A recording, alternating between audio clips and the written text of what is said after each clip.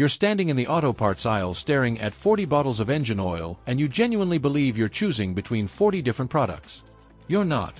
And that single misunderstanding has been quietly draining your wallet and, in some cases, sending engines into early retirement. Stay with me, because what I'm about to show you will permanently change the way you buy oil. Here's the truth that the industry spends millions of dollars keeping quiet. The engine oil market, worth tens of billions annually, is largely a branding exercise built on top of a surprisingly small supply chain.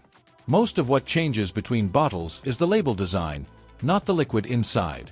And once you understand who actually makes the oil, how it's built molecule by molecule, and what the certifications really mean, you'll never overpay again and you'll never underpay in the wrong situation either. Let's start at the very beginning, because most people skip this part and that's exactly where the confusion begins. Engine oil is not one thing. It's a precisely engineered mixture of two components, base oil and an additive package. The base oil makes up roughly 75 to 80% of everything in that quart. The additive package handles the rest, and it does all the heavy lifting. Wear protection, sludge control, viscosity stability, acid neutralization, that all comes from the additives. So when a brand claims superior protection, you need to ask, superior base oil, superior additives, or just superior marketing? Base oils are classified into 5 groups. Group 1 and 2 are conventional mineral oils, processed directly from crude. Group 2 has become the modern baseline for nearly every non-synthetic oil on the market. It's widely available, affordable, and performs reliably within its design limits. Group 3 is where the word synthetic enters the picture, and this is where most people get tripped up. Group 3 base stock goes through deep hydrocracking, a process that restructures its molecules to perform like a true synthetic. Most mainstream full synthetics you'll find at retail, including many of the most advertised brands, are built on Group 3. They are excellent oils. But understand, the full synthetic label does not automatically mean you're buying something exotic. Group 4 is PAO, polyalphaolefin, a true engineered synthetic molecule created in a laboratory rather than refined from crude. It resists shear stress, maintains viscosity under extreme heat, and outperforms Group 3 in the most demanding conditions. Group 5 is a specialty category covering esters and other advanced synthetics used in racing formulations and high-performance boutique oils. This matters because when a brand like Amsoil or Redline charges a premium, there's a concrete chemical reason behind it. Not marketing. Actual molecular engineering. Now here's where it gets interesting and slightly uncomfortable. The global supply of base oil is controlled by a handful of refiners. ExxonMobil, Shell, Chevron, and BP collectively produce the majority of the base stock used across the entire industry. That means a discount store brand oil and a premium retail brand could, and often do, start with the same base stock from the same refinery. The differentiation, if it exists at all, happens at the additive stage. And the additive world is even more concentrated. 4 companies supply roughly 80% of all engine oil additive chemistry on the planet: Lubrizol, Infineum, Afton Chemical, and Chevron Oronite. If you've never heard those names, you're not alone. They operate almost entirely in the background. But without their chemistry, no oil can legally carry an API certification. These companies develop fully engineered additive systems that are pre-tested, pre-approved, and sold to blenders who then combine them with base stock to produce finished oil. This is critical to understand. Many competing brands use additive packages from the same supplier, sometimes the same system, sometimes slightly different concentration ratios. Shop-proven reality right there. So who actually makes the finished oil you buy? ExxonMobil produces Mobil 1, their Exxon and Esso lines, and quietly blends oil for GM's Actelco line, certain Walmart SuperTech batches, and OEM contracts across multiple automakers depending on the region and contract year. Shell produces Pennzoil, Quaker State, and Rotella. Because Shell owns both Pennzoil and Quaker State, those two brands sitting side by side on the shelf share base stocks before diverging through minor additive adjustments.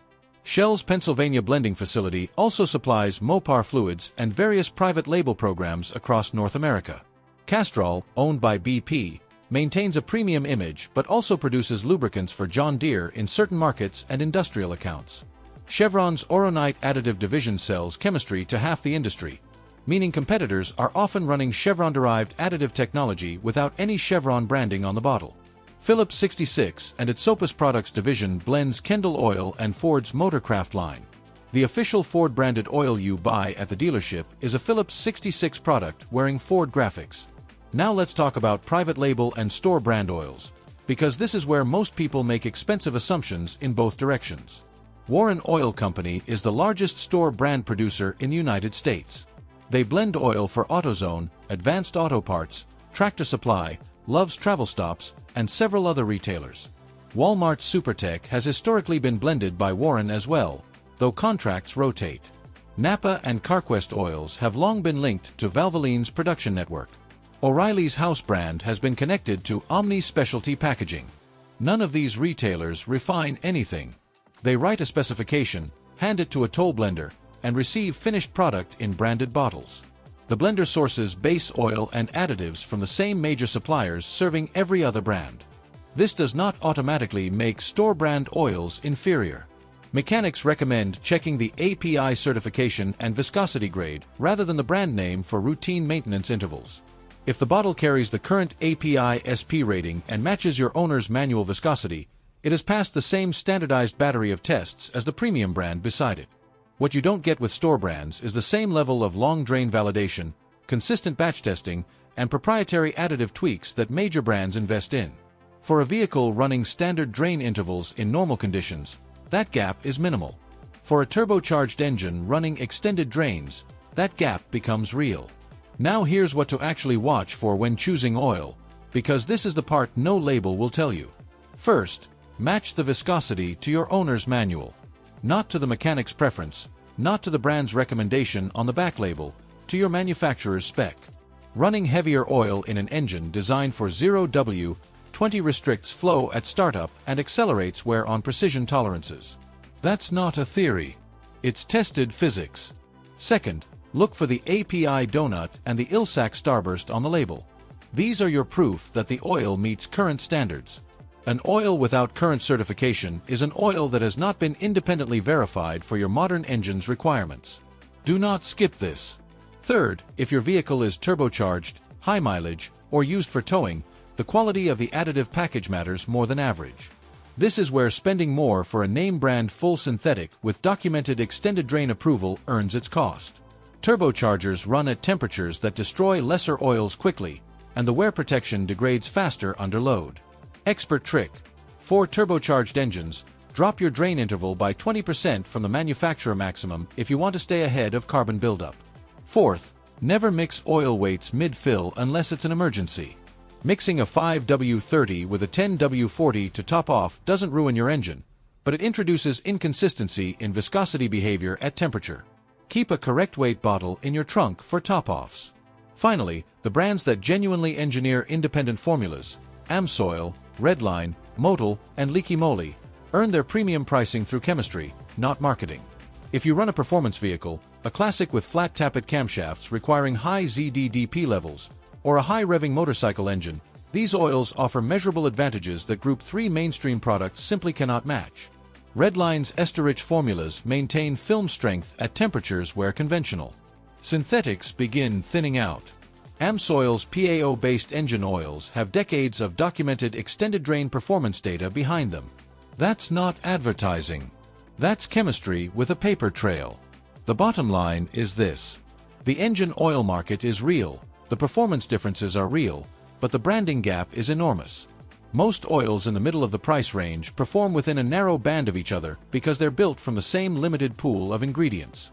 Your job is to know your engine's requirements, verify the certification, match the viscosity, and stop paying a brand tax when the chemistry is already identical. If this video just saved you from a $4,000 engine repair or even a $20 unnecessary premium every oil change, do me a favor, hit like, share this with someone who's still standing confused in that auto parts aisle, and subscribe so you don't miss what's coming next. Drop a comment below and tell me what country you're watching from. I want to know where this is reaching. See you in the next one.